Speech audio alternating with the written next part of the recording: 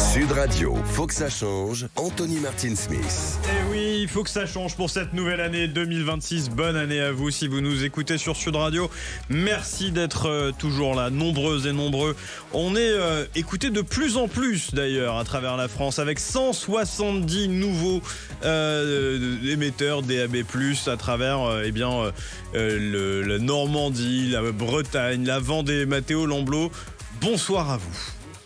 Et bonne année. Oula, alors on ne vous a pas entendu. Bonsoir à vous. Bonsoir Anthony, bonsoir tout le monde et bonne année. Et bonne année à vous aussi. Je suis très heureux, Mathéo, de redémarrer cette année avec vous autour de la table pour une émission très spéciale. On va parler du braille, cette écriture qui aide les personnes aveugles à lire, à accéder à l'éducation, à l'emploi, à se maintenir avec la lecture et la culture. Bruno Gendron, président de la Fédération des aveugles de France. Bonsoir à vous. Bonsoir à tous et bonne année à tous et à chacun. Et bonne année à vous. Et je crois savoir aussi que c'est votre anniversaire. Donc joyeux anniversaire à vous. Merci. Vous êtes donc président de la Fédération des aveugles de France. Et puis avec vous, on reçoit également Pascale Isel. Vous êtes formatrice en informatique adaptée. Bonsoir. Bonsoir tout le monde et merci de votre accueil et bonne année à tous aussi. Bonne année à vous. Quelle voix, Pascal. Avec nous également autour de cette table, quelqu'un qu'on aime retrouver ici, Hugo Duval. Bonsoir cher Anthony, bonsoir à toutes et à tous et surtout très très bonne année. Très bonne année à vous aussi. Vous savez, vous n'êtes pas dans une fête foraine, donc calmez-vous. C'est le spécial braille. Exactement.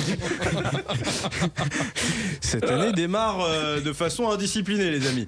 À distance, notre ami Salim Esnaini. Bonsoir et bonne année. Bonsoir Anthony, bonsoir à toutes et tous et bonne année, bien sûr, bonne année. Vous n'allez pas vous y mettre, vous aussi, là, avec ce ton de fête foraine.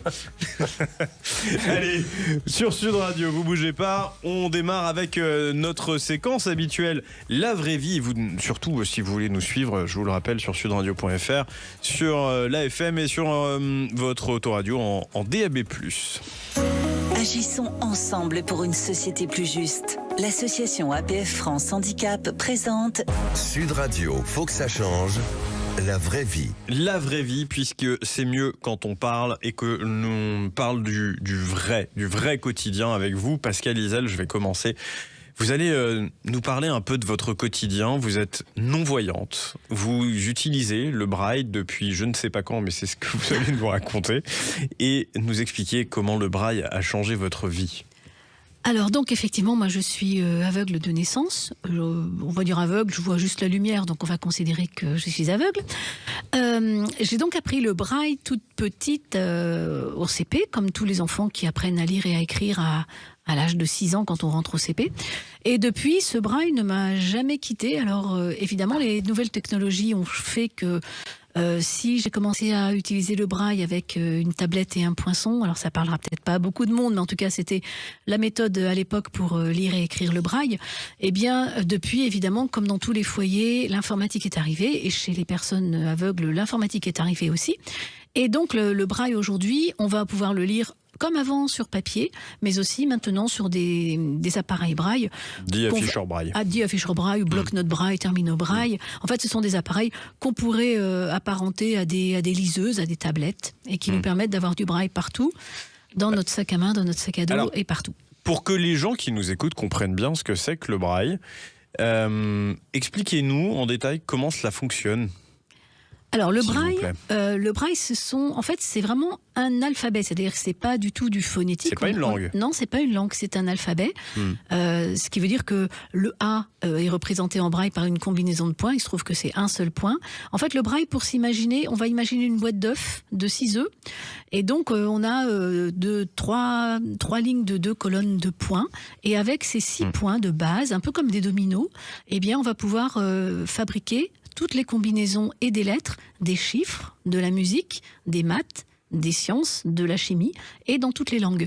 Parce qu'il va y avoir des combinaisons qui vont être un peu différentes. C'est-à-dire que, par exemple, la lettre D, quand on lit du texte, c'est un D, et quand on lit de la musique, c'est un Do croche. Voilà. Donc c'est un peu le principe. C'est toujours basé sur des points, mais en fonction de la manière dont ça va être agencé, ça peut avoir différentes significations. Donc je prends ma boîte d'œufs avec ces 3 points qui sont de façon verticale parallèles, donc j'ai 2 verticales de 3 points. C'est ça. Et si je veux combiner des lettres, j'éclate quelques œufs. C'est ça. Et du coup, j'arrive à faire des lettres en braille. Voilà, et au bout de la dictée, on a une belle omelette.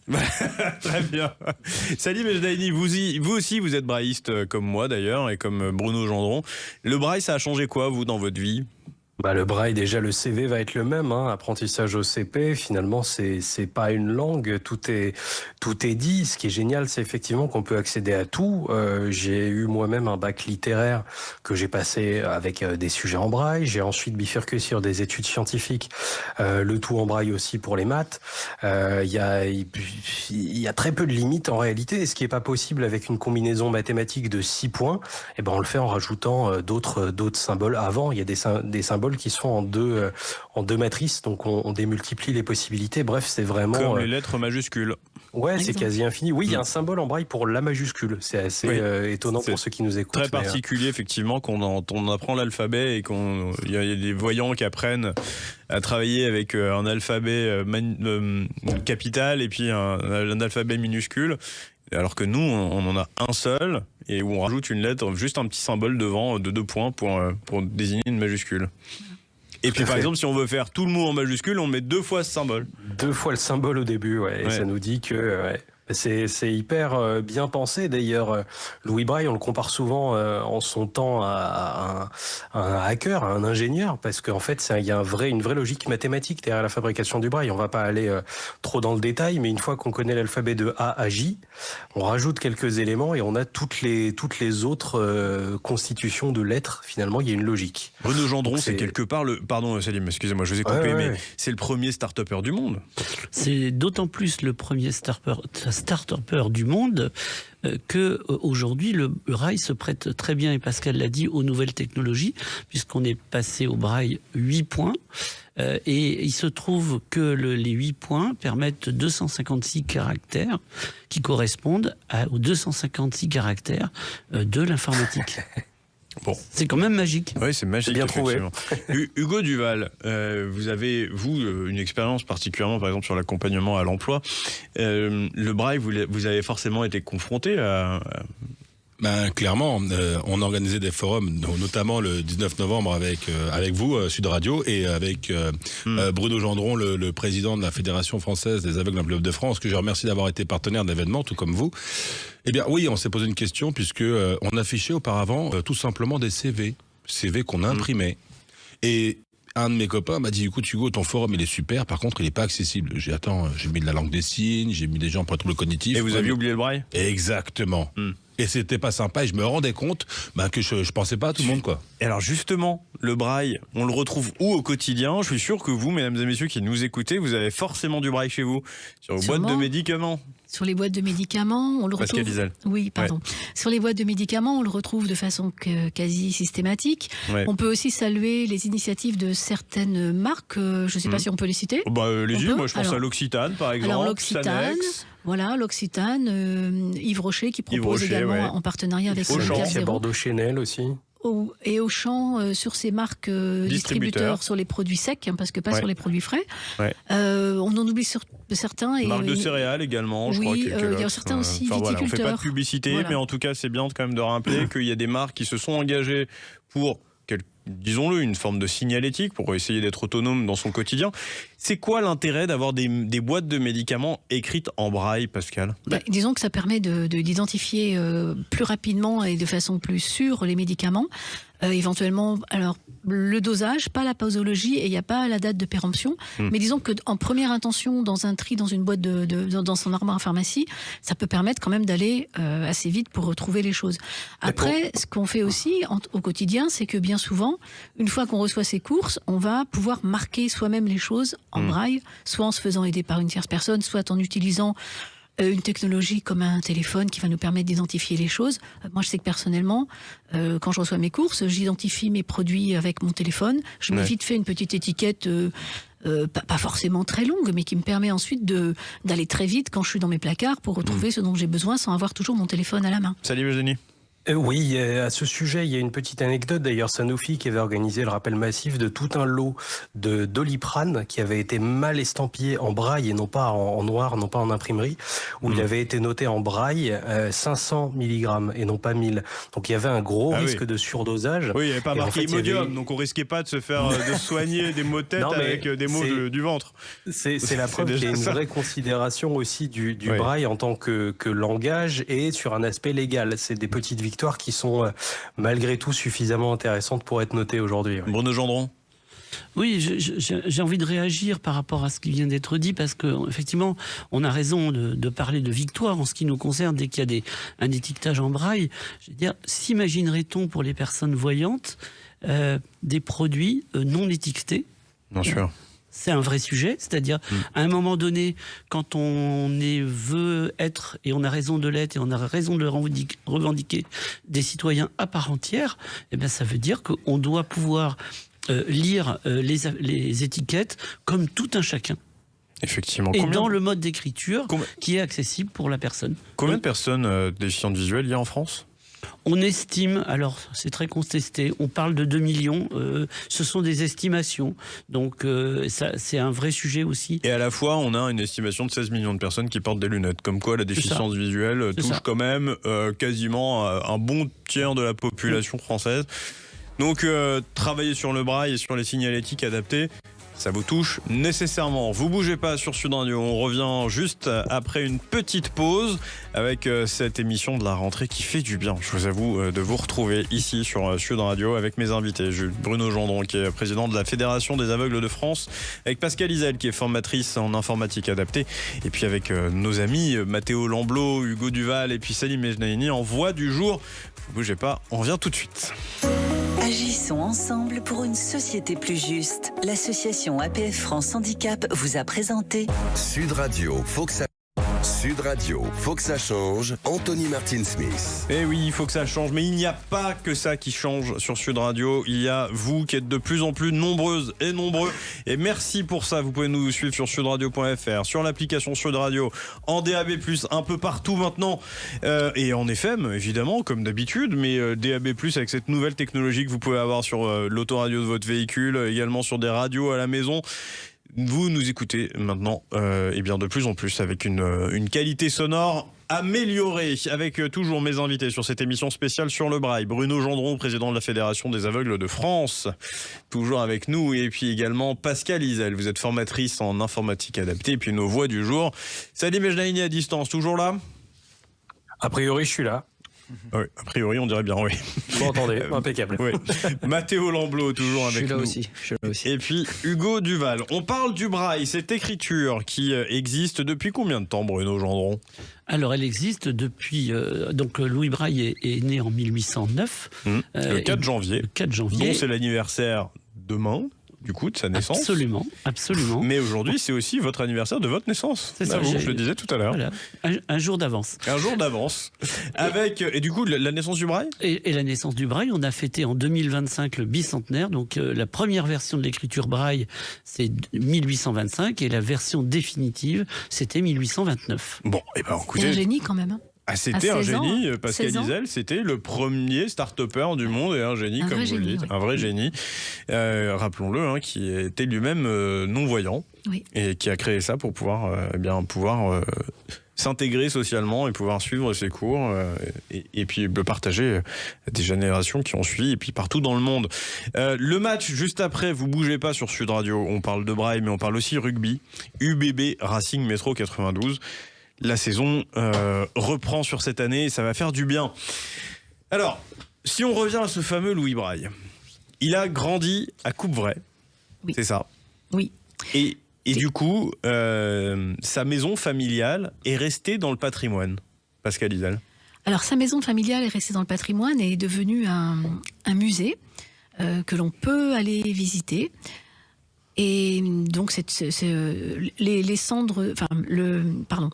Louis Braille a lui-même été transféré au Panthéon, ses mains sont restées à Couvray et donc la maison est devenue un musée qui se visite.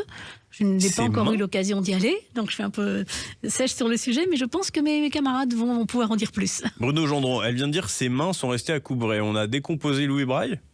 En tout cas, le symbole pour les Cuprétiens était de garder les mains de Louis Braille, et on comprend évidemment aisément la le symbolique. sens, parce qu'on lit le braille avec les doigts. Tout à fait. Et alors, la maison se visite encore sous forme de musée. Elle est aujourd'hui administrée par un groupe d'intérêt public dont la Fédération des aveugles de France est fondatrice. En fait, on est Cofondatrice. 2 copartenaires, 2 cofondateurs, la mairie de Couvray et puis la Fédération des aveugles de France, qui défend, évidemment qui défend le braille, c'est à peu près évident pour une association comme la nôtre, mais qui depuis un certain nombre d'années, voire un nombre d'années certain, finance la maison natale de Louis Braille, et de façon assez importante. Et puis donc, on a souhaité, avec la mairie de Couvray, créer ce GIP qui a vocation, d'une part, à développer ce qui se passe à Couvray, mais plus largement à développer le rayonnement du braille, j'allais dire, en France et même en Europe, voire dans le monde. Nul n'étant prophète en son pays, ce n'est pas en France qu'on célèbre finalement le plus Louis Braille, qui pourtant reste le génial inventeur qui a permis à des millions de personnes aveugles et malvoyantes de s'émanciper de la misère dans laquelle ils étaient. Alors le braille, par ailleurs, il y a une initiative qui vise à le faire rentrer au patrimoine immatériel de l'UNESCO. Qu'est-ce qu'il y a exactement derrière ça? C'est quoi l'objectif? L'objectif, c'est de faire reconnaître évidemment le braille de manière internationale, et surtout d'envisager ce qu'on appelle les mesures de sauvegarde du braille, c'est-à-dire tout ce qu'un pays va mettre en place pour permettre que le braille subsiste, par exemple, et c'est un des sujets pour lequel la Fédération des aveugles de France est très attachée, avec d'autres bien sûr, c'est dans les mesures de sauvegarde, il y a l'idée d'avoir des formateurs, des enseignants spécialisés pour apprendre, notamment aux enfants, le braille. Et l'idée, c'est bien d'avoir des gens spécialisés. On a des départements en France, et c'est un des objets de nos combats, où on peut apprendre le braille avec des bénévoles. Imaginez, j'ai évidemment rien contre les bénévoles. Un président d'association qui serait contre les bénévoles, ce serait quand même un peu inquiétant. Mais imaginerait-on aujourd'hui un parent d'un enfant voyant accepter que son enfant, on lui apprenne à lire et à écrire grâce à des bénévoles? Attendez, alors là, je veux juste qu'on clarifie. Aujourd'hui, pour apprendre le braille, ce n'est pas un enseignant diplômé d'État qui le fait. Pas systématiquement. Pas systématiquement. Pas systématiquement. Et c'est un des gros problèmes actuellement, entre autres pour les enfants, c'est qu'aujourd'hui, si on recule un peu dans le temps, avant, on avait des établissements spécialisés dans lesquels tous les enfants aveugles et malvoyants étaient... Comme l'Institut national des aveugles à Paris, dans le 7e arrondissement. Donc effectivement, c'était des établissements où les enfants étaient souvent internes, puisqu'il n'y en avait quand même pas dans toutes les villes, mais on avait des enseignants qui étaient formés, qui étaient là tout le temps. Et moi, je dirais que quand j'ai appris à lire toute petite fille, j'ai eu la même cadence d'apprentissage de lecture que n'importe quel enfant qui va à l'école du quartier. Aujourd'hui, ces établissements ne sont plus fréquentés de la même façon. Aujourd'hui, la politique, c'est d'envoyer les enfants dans l'école de leur quartier. On en pense ce qu'on veut, hein, peu importe. C'est pas tout à fait le débat du jour. Cependant, ça pourrait l'être parce que ce choix serait tout à fait louable si, à l'école du quartier, l'enfant bénéficiait des mêmes prestations, si je peux dire, si on peut parler de prestations, que lorsqu'il était dans un établissement spécialisé. Ce qui n'est pas le cas. Il y a des enfants des enfants aveugles ou très malvoyants qui sont à l'école de leur quartier et qui ont un enseignant qui leur apprend le braille 1 heure, 2 heures par semaine. Est-ce qu'on imagine qu'un enfant voyant n'apprendrait à lire et à écrire à l'école que 2 heures par semaine? C'est délirant. C'est ce qui amène les 10% finalement seulement des personnes aveugles qui lisent le braille, en tout cas sur le nombre qu'on arriverait à obtenir. Bruno Gendron.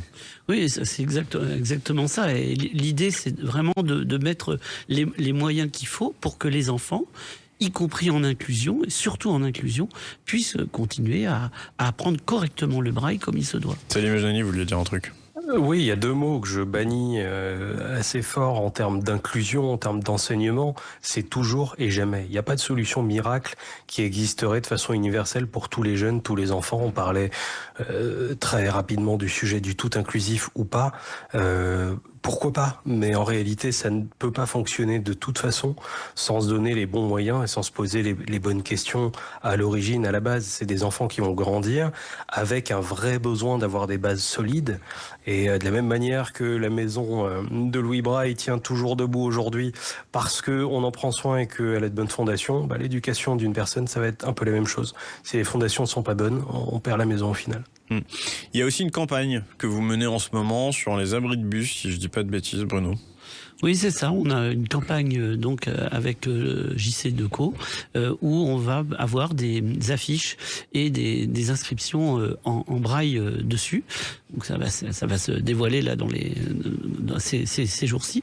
Et c'est important de rendre visible, je le dis à dessein, de rendre visible le braille. Alors justement, une autre campagne à rendre visible, celle de votre calendrier 2026 que vous publiez, que je montre à la caméra ici même. Je ne sais pas si on le voit bien, la réalisation, c'est bon, me dit-on. Hugo Duval, vous êtes à côté de moi du coup. Oui. Lisez-nous un petit peu ce que l'on voit sur ce calendrier, page par page. C'est intéressant parce que c'est de la sensibilisation. Je crois que vous en avez un aussi. Alors, sur la page de garde, on a l'année 2026 avec tout en haut en fait du braille que j'essayais de décoder tout à l'heure. Je trouvais ça super. J'ai commencé à trouver le L, je crois. Alors, après le C. Ouais. Moi, je le lis là justement au braille. La citoyenneté, ça nous regarde. Je crois que c'est le slogan d'ailleurs de votre fédération. C'est le slogan de la Fédération des aveugles. Ouais, c'est chouette. On voit autonomie, éducation, solidarité, diversité, élection, culture, information. Enfin voilà, on voit que la Fédération des aveugles et handicap de France l'a réalisé, c'est magnifique. Et puis alors si on parcourt un peu les pages, justement on arrive aussi à une phase de sensibilisation directement dans ce calendrier, Bruno Gendron, avec des pathologies qui touche clairement la déficience visuelle parce qu'il n'y a pas qu'un seul handicap visuel. C'est ça, il y a des intercalaires qui permettent sur chaque page de simuler une pathologie particulière, ce qui permet à la personne voyante qui lit le calendrier, qui le consulte, de voir comme si elle avait une myopie forte,